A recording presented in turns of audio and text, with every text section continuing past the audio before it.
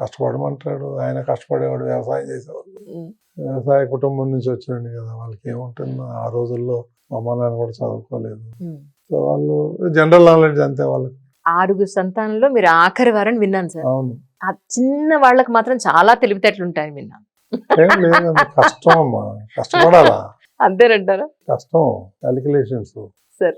Future గురించి ఆలోచన చేయాలి. ఈ బిజినెస్ పెడితే ఎట్లా ఉంటుంది ఫ్యూచర్ ఉమ్. అనేది ఆలోచన చేసి దిగాల. ఏది పడితే అది పెడితే ఫెయిల్ అవుతాం.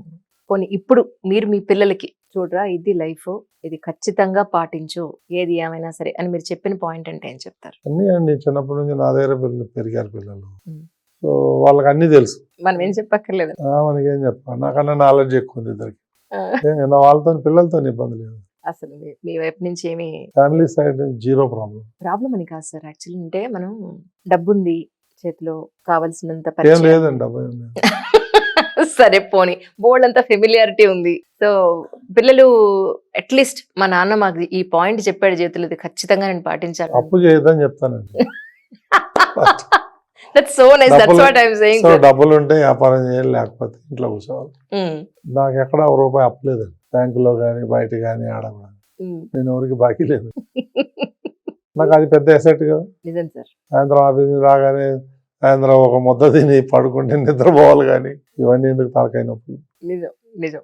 ఇందాక మీరు అంటూ ఉంటే విన్నాను, 73 సంవత్సరాలు పైబడ్డ వ్యక్తి నేను చెప్తున్నారు మీరు. అలా అయితే మాకేం కనిపించట్లేదు. ఇంకా 10-13 ఇయర్స్ తక్కువగానే కనిపిస్తున్నారు. యువర్ మోర్ హెల్దీ నవ్వు యాక్చువల్లీ చెప్పాలంటే. మీ హెల్త్ కోసం మీరు పాటించే ఇంపార్టెంట్ పాయింట్స్ అంటే ఏంటి? నాకు మంచి అలవాట్లు ఏం లేవండి. నారాయణ సారాయి తాగటం, బీడీలు తాగటం, చావే మంచి అలవాట్ల. నాన్ వెజ్ తింటాం, అవన్నీ ఏం లేవు. స్టార్టింగ్ నుంచి నాన్ వెజ్ తినేవారు కదా సార్? ఎన్నో 20 ఏళ్ళు అయింది మానేసి. అంటే ఎవరైనా చెప్తే మానేస్తారా? మీకే నా అంతటి నేనే మానేసి. వద్దికి non veg. So pure vegetarian అయితే. ఎగ్ కూడా తిన్నాను. ఓహో.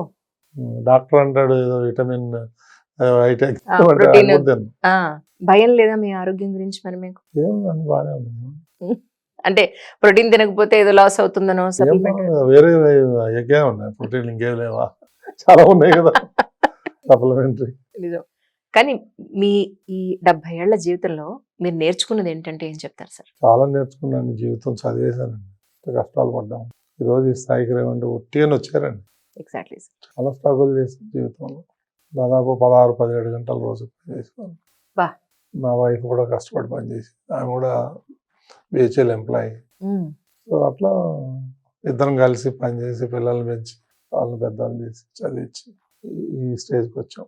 కానీ ఇప్పుడు ఎప్పుడన్నా మీకు కాస్త టైం దొరికితే మేడం మీరు కూర్చుని, అప్పుడు ఆ రోజు అలా అయింది కదా, ఇప్పుడు ఈ రోజు మనం ఎంత ప్రశాంతంగా, లేదంటే ఇప్పుడు ఈ రోజు చూడు లైఫ్ ఎలా ఉందో ఇలా చెప్పుకునే అవకాశం గత దొరుకుతుంది? స్మృతులు అనేది ప్రతి ఫ్యామిలీలో ఉంటాయని అనుకుంటా నేను కూడా.